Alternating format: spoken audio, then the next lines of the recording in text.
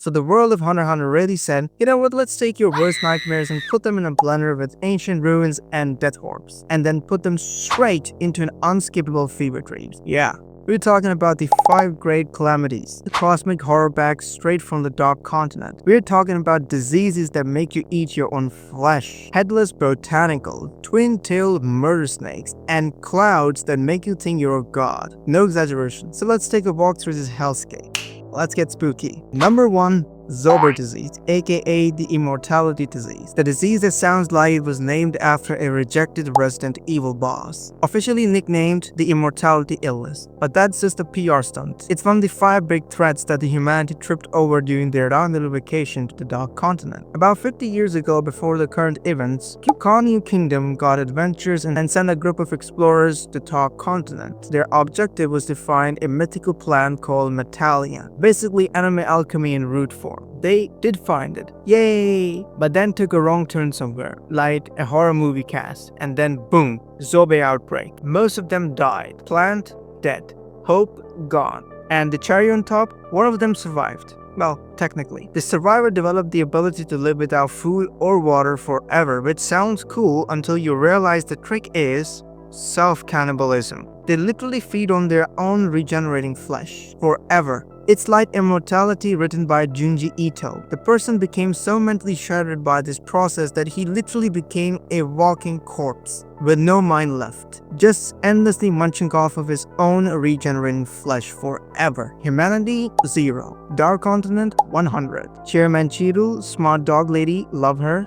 slapped a P+ threat level on Zobae. That's higher than Chimera ants. And considering one survivor out of the whole team is the best case scenario, that tells you something. Bion, the headless botanical wrecker. Now we've got Bion, and no, it's not the name of your cousin from middle school, it's short for botanical weapon. Bion is less of a monster and more of a category, a classification of death plants. Basically, this thing make Little Shop of Horrors look like gardening tutorials. Physically, it's a figure with human body with a smooth orb as a head. Think, let me swallow her from Elden Ring if he was grown in Greenhouse of Nightmares. When the United States of Saherta, yes, Saherta with T, sent an expedition force to the forest near the Lake Mobius, they stumbled upon a ruined city straight out of Bloodborne. In those ruins, they found a miracle herb which could supposedly heal any illness. Jackpot, right? Wrong. They also find Bion, who politely said no by absolutely wrecking them. Only 2 of them survived and crawled out. Just 2.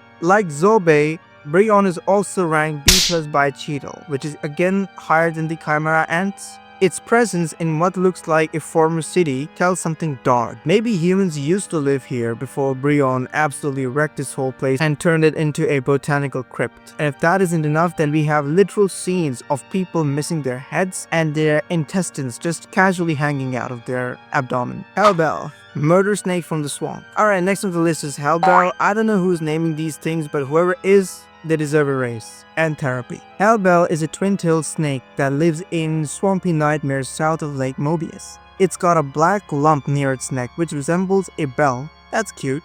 Until you realize that it has a hobby: to turn people into homicidal maniacs. It doesn't kill you, it makes you kill people. When the Federation of Oima went to the Dark Continent in search of the Nitro Rice, yes, anime rice that boosts your lifespan, they ran into Hellbell. Out of over 1100 people, only 11 survived. Yeah, let that sink in. That's a 99% vibe. Jin Freaks says that it infects people with bloodlust. Chidu later adjusted its danger rating to buff B+, which is higher than the previous 2 threats that we have talked about before. No one's exactly sure how Hellbell infects, maybe by biting, or maybe by emitting a sound like a demonic rattlesnake, or whatever it is, it works. I, the literal god complex cloud, or I, the gaseous life form.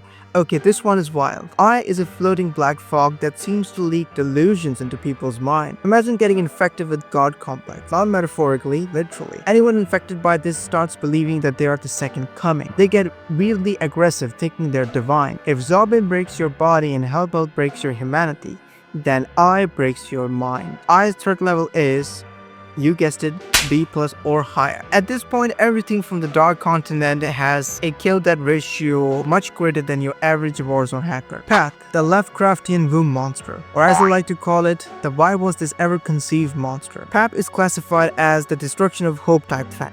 It's not just a killer, it dismantles purpose. It's an entity that hijacks the reproduction process. Yeah, you're getting that weird. PAP invades a host and rewrites the rules of birth. The result? Something non-human. It's an eldritch life form disguised in the act of reproduction. The worst part? It doesn't just kill you, it leaves something behind that keeps existing forever. A child of Dark Continent born in a human womb. Nature said no, PAP said yes. The specifics are vague, but it's considered to be the most horrifying of the 5 threats. It's not about killing the body, it's about wiping out the idea of legacy, hope, and continuation. PAP may not be as flashy as Hellbell or as brutal as Bion, but it's arguably the most insidious of them all. So yeah, Dark Continent isn't just some edgy backstory, it's Hunter x Hunter's way of saying you thought Meruem was bad?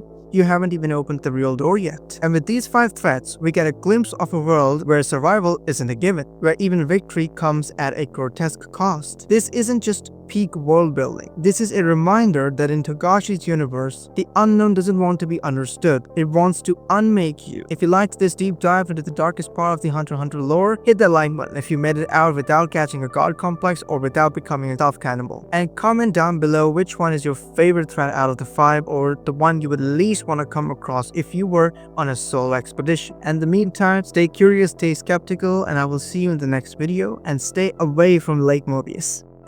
Bye-bye.